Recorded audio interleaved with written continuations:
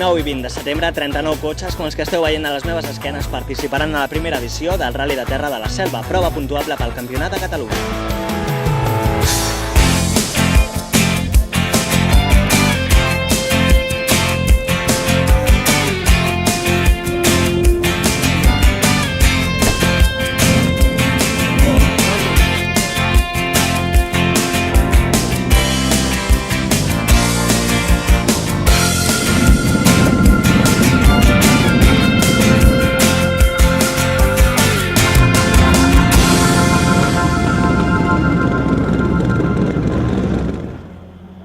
La prova, organitzada per l'escuderia Peu a Baix, estava formada de 8 especials que passaven per un terreny de bosc amb molta vegetació que no es podia comparar amb els paisatges que havíem vist fins al moment al certamen de terra. A més, l'organització va preparar per anar obrint boca un tram espectacle el dissabte a la tarda, al que se li van fer 2 passades. Així, la cursa començà la jornada de dissabte amb un doble scratch de Josep Maria Membrado, qui al volant del seu Citroën C2 Proto va imposar-se a les 2 passades de la superespecial de poc menys de 2 quilòmetres, fet que li va servir per acumular una renta de cara al dia següent d'un sol segon en la relació de Gómez amb el Subaru Impreza STI, segon classificat. Zurita, al volant del seu Subaru Impreza STI, anava en tercera posició a 4 segons del líder i empatava a la vegada amb el Mitsubishi Evo 9 d'Orriols, quart per davant del Mitsubishi de Tanyà, Pou i Paradell. Amb unes diferències com aquestes, era clar que les 6 especials de diumenge estarien molt disputades.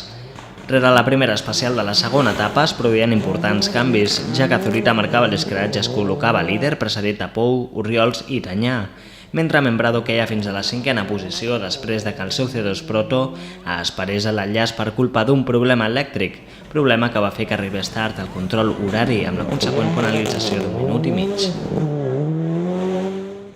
Al segon tram, Tanyà, que venia molt motivat després d'haver marcat un scratch a Cervera, s'exprimia al màxim i aconseguia marcar el millor temps per escalar a la segona posició de la general rere un Jordi Zurita que acumulava un avantatge de 4 segons. Pou, amb un Evo 9, queia a la tercera posició, mentre Gómez marcava el segon millor registre en aquesta cronometrada, col·locant-se així en quarta posició per davant d'Orriols i Membrado. A la segona mànega, Jordi Zurita i el seu Subaru Impreza STI es trobava molt còmode en aquest tipus de terreny i era un cop més el més ràpid, fet que li permetia portar el seu avantatge fins als 18 segons en relació a Tanyà, qui continuava ocupant la segona posició per davant de Pou, Gómez, Orriols i Membrado. A qui no li anaran bé les coses en aquest tram va ser a Bellmunt, qui havia de dir adeu al rally després de fer malbé el seu subxassis del seu BMW 325 en un gual d'aigua.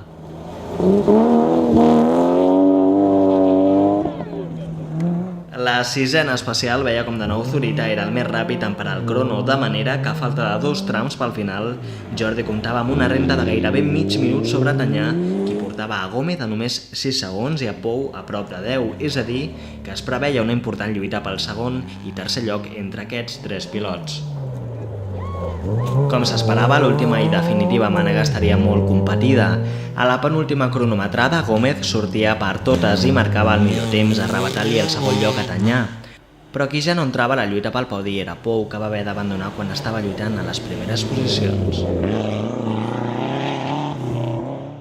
A l'últim tram, quan les posicions del podi semblaven ja establertes, el Subaru Impreza de Jordi Gómez va parar-se de cop, negant-se a arrencar, fent que Tanyà, després d'una gran actuació, aconseguís la segona posició, finalitzant per davant d'Orriols, qui tancava el podi.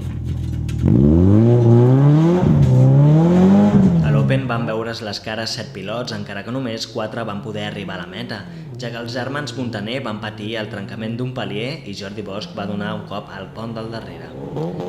Al final, el vencedor va ser Rubén Fernández del Motorclub Sabadell, qui aconseguia 2 scratch amb els que avantejava 2 minuts de diferència a Mies i quasi 6 a Sousa, firmant un magnífic triomf que li va permetre afermar-se al capdavant del campionat. Zurita i Amigó van ser els més ràpids al grup P4 i la classe 8, igual que Nualart i Josep al grup P2 i la classe 7. Paradell i Marín, al volant d'un Mitsubishi Evo 6, va vèncer el grup N4 i la classe 3, mentre Puig i Grostan van fer el mateix a la classe 6 i el grup A4. Farsi i Romagós, amb un Peugeot 206 XS, van portar-se la victòria al grup A2 i la classe 4, al igual que Dot i Alzina a la classe 5. Per últim, últim, el Peugeot 206 Rally de Mallard va ser el millor classificat al grup N2 i la classe 2.